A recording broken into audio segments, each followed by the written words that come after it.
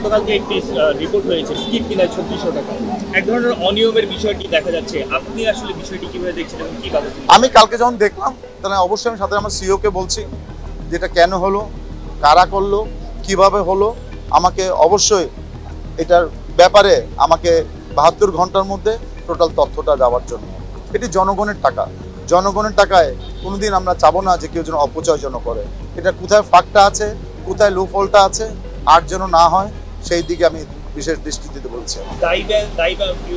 অবশ্যই যদি প্রমাণ যদি হয় এর বিরুদ্ধে যা যা করা দরকার অবশ্যই আমি করব। কারণ আমার তো কথা হচ্ছিল যে বিস্কিটের যে দাম তার থেকে বেশি দাম দেশে কিনবে কেন?